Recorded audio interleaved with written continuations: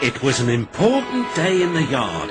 Everyone was busy and excited, making notes and taking photographs. A special visitor had arrived and was now the centre of attention. "Who's that?" whispered Thomas to Duck. "That," said Duck proudly, "is a celebrity." "Oh, what?" asked Percy.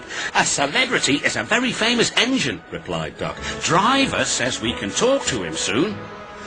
"Oh," said Thomas, "he's probably too famous to even notice us." Just then, Gordon arrived. "Pah," said Gordon. "Who cares? A lot of fuss about nothing, if you ask me." And he steamed away. Later that night, the engines found that the visitor wasn't conceited at all. He enjoyed talking to the other engines till long after the stars came out. He left early next morning. "Good riddance," Gordon grumbled, "chattering all night. Who is he, anyway?" "Doc told you," said Thomas. "He's famous." "As famous as me?" huffed Gordon. "Nonsense."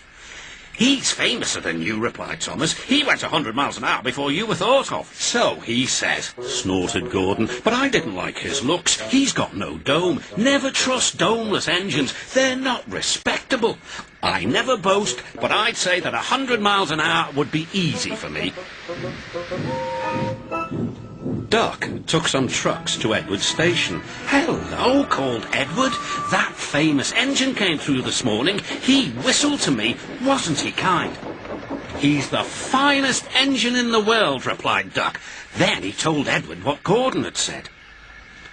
"Take no notice," soothed Edward. "He's just jealous. Look, he's coming now." Gordon's wheels pounded the rails. "He did it, I'll do it. He did it, I'll do it." Gordon's train rocketed past and was gone. "He'll knock himself to bits," chuckled Duck.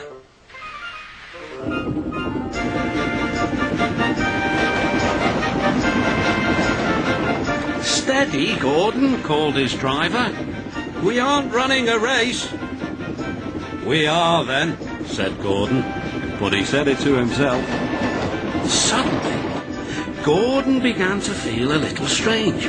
"The top of my boiler seems funny," he thought. "It feels as if something is loose. I'd better go slower." But it was too late.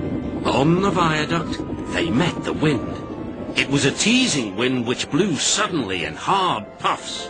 Gordon thought it wanted to push him off the bridge. "No, you don't," he said firmly. But the wind had other ideas. It curled around his boiler, crept under his loose dome, and lifted it off and away into the valley below. Gordon was most uncomfortable. The cold wind was whistling through the hole where his dome should be, and he felt silly without it. At the big station, the trucks laughed at him.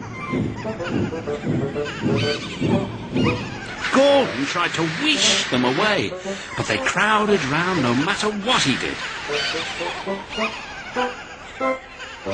On the way back to the shed, Gordon wanted his driver to stop and fetch his dome. "We'll never find it now," said the driver. "You'll have to go to the works for a new one." Gordon was very cross.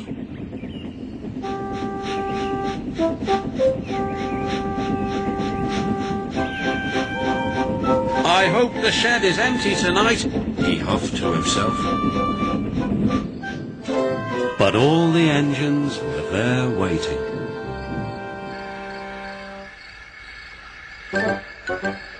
"Never trust Domeless Engines," said a voice from somewhere behind him. "They aren't respectable."